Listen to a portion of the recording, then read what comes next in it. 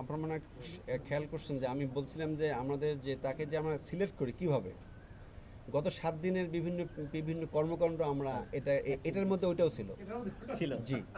আমরা যে আসলে এটা কিভাবে আমরা পেলাম, যেমন তথ্যভুক্ত বিষয় আছে, ম্যানুয়ালি বিষয়টা হলো যে তার 7 দিনের সে মেয়েটার দিকে তাকাতো, আচরণ, অথচ দেখেন তার সম্পর্ক কিন্তু চাচা ভাতিজের সম্পর্ক, ভিকটিমের সঙ্গে তো চাচা ভাতিজের সম্পর্ক। তা এটার মাধ্যমে একটা বিষয় হলো যে মূল্যবোধের আসলে কতটুকু কি হয়েছে আর কি। তা আমরা আশা করি যে এর মাধ্যমে আমরা চেষ্টা করছি যাতে একটা ঘটনা ঘটে গেছে, এটাকে আমরা আমাদের পেশাদারিত্বের মাধ্যমে চেষ্টা করছি এটা উদ্ঘাটন করতে। পাশাপাশি এখন বিজ্ঞ আদালত পরবর্তীতে আমরা সোপর্দ করবো, তার মাধ্যমে হয়তো ইনশাল্লাহ ন্যায় বিচার নিশ্চিত হবে। ধন্যবাদ।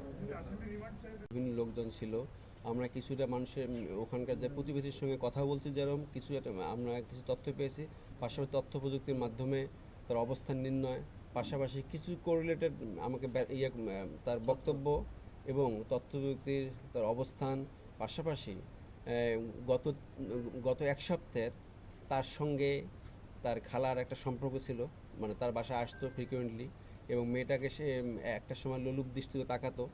এরকম বিষয়ে আমরা এই গতকালকের ঘটনার পর থেকে ওখানে পার্শ্ববর্তী বিভিন্ন প্রতিবেশী এবং কয়েকজনের সাথে কথা বলে আমরা এইসব ক্লু পাই। এসব ক্লুর প্রেক্ষিতে আমরা আমাদের লোকজন মুভমেন্ট করে তাকে আমরা চিহ্নিত করতে সক্ষম হই।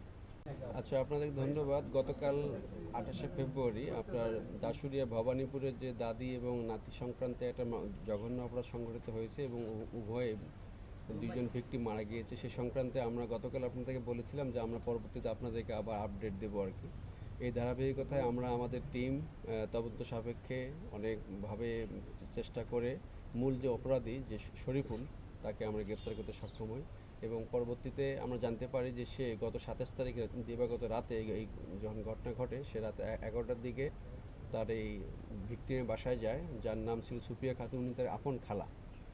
সেখানে গিয়ে তার সঙ্গে কথা বলে এক পর্যায়ে যখন সে নাতনির সঙ্গে দেখা করতে যাবে, এরকম সময় তার খালা বাধা দিলে পরবর্তীতে সে তার সঙ্গে একটা কঞ্চি ছিল, হাতুড়ি বাটাম যেটা বলে, ওটা দিয়ে সে তাকে মারে এবং সে তৎক্ষণাৎ সে ওখানে মারা যায় বা অজ্ঞান হয়ে যায়। এর পাশাপাশি সে যখন ভিকটিমকে সেতু, যে জামিলা আক্তার সেতু রুমে যায়, রুমে গিয়ে তাকে দেখে যখন চিনতে পারে তখন তাকে সে আবার ওই হাতুড়ি দিয়ে পিটায়, মাথায় আঘাত করার সঙ্গে সে সেন্সলেস হয়ে যায়।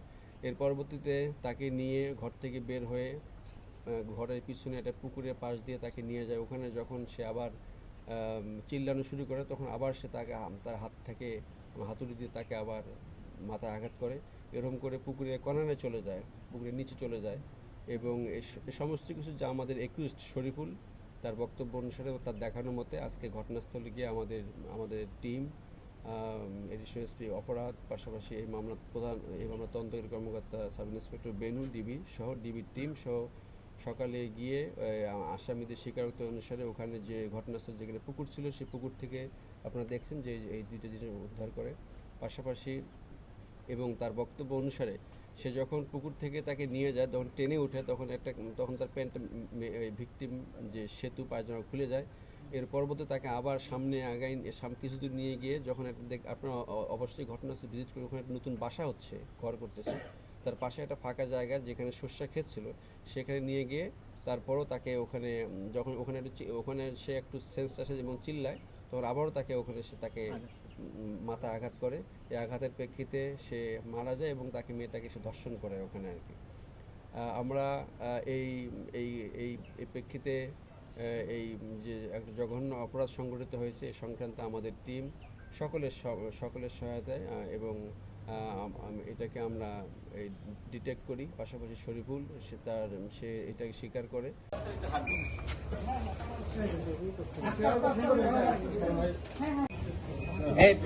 সবাই পিছু যান, একটু হাঁটে নিয়ে ভাইয়া একটু তাকাও তো। গুড।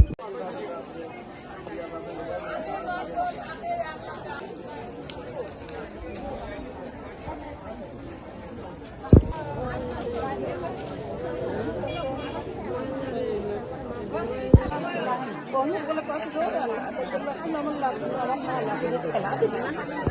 là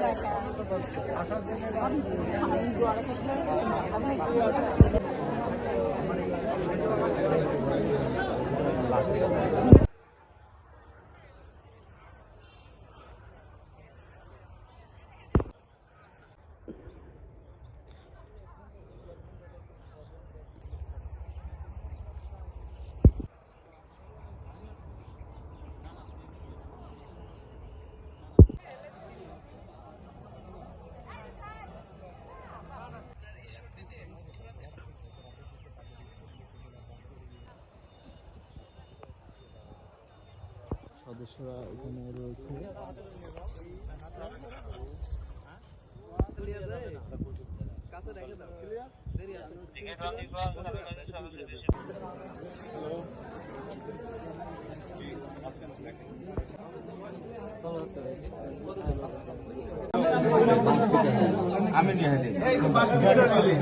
ভাই সংগঠিত হয়েছে, এটার ডেসক্রিপশন নিয়ে আমরা কথা বলছি। এটা এই ঘটনার সঙ্গে যেসব যেখানে যেখানে এটা গিয়ে আমরা উদ্ঘাটন করতে পারবো সেই বিষয়গুলো আমরা অ্যাড্রেস করেছি। এটা অন্য কোনো রং বা কালার এটা আমাদের কাছে ইস্যু না আর কি।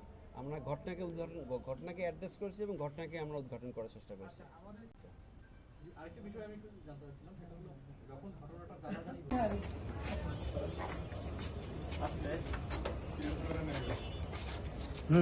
সাইড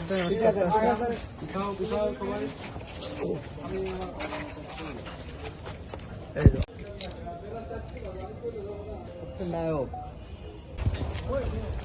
আস্তে আস্তে হাঁটে এখন